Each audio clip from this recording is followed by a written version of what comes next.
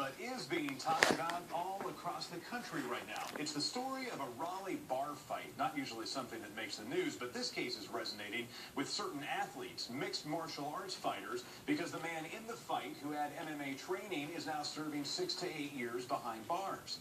IT reporter Heather Walligan now on the movement to free him and the decision to throw the book at him. And a warning, some of the pictures are pretty graphic. He's in a place where he shouldn't be. Lauren Coakley's son Matt is in prison for his part in a bar fight last July. She doesn't deny it happened, but can't believe the sentence, saying both men are responsible for their actions. He's hanging in there. I think he's scared. Coakley says her son, an amateur MMA fighter, was sober the night he met up with friends here at the Brick House Sports Pub to watch a UFC fight. At some point in the evening, Matt and Denny Clark got into an argument over the TV. Later, the two bumped into each other again in the bathroom. But what happened next is up for debate. Denny came out of the stall and walked the length of the bathroom and came at Matt. And I guess they exchanged some words, and Denny put his hand on Matt's throat. But Denny, who's 6 foot, 160 pounds, told jurors the 5'5", 145-pound Matt attacked him.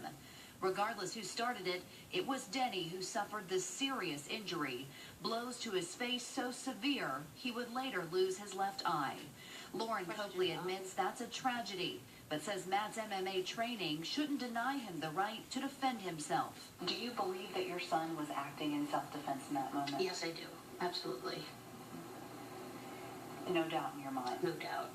At trial, prosecutors showed the jury video of Matt's fights, driving home the point his hands could be deadly weapons.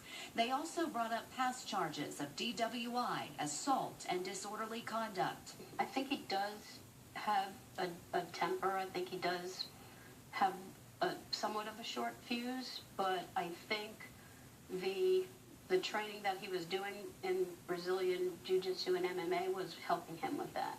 But jurors decided that training led to this and convicted Coakley of malicious maiming and assault. He did the only thing he could do in the split second. Denny Clark initially agreed to tell us his side on camera, but then changed his mind, fearing backlash from Coakley supporters. Support that's growing with a free Matt Coakley Facebook page and MMA blogs around the country discussing and defending Matt. It's comforting. I think the love that they're showing for him, the support. I think it helps that they believe him, that, he was acting in self-defense. We also reached out to the prosecutor in this case, who tells us Matt Coakley had a fair trial and that jurors unanimously agreed this was not a case of self-defense. Coakley is currently serving his 6 to 8 years near the North Carolina coast as he appeals his conviction. For the I-Team, Heather Walligan, ABC 11 Eyewitness News. Now we turn our attention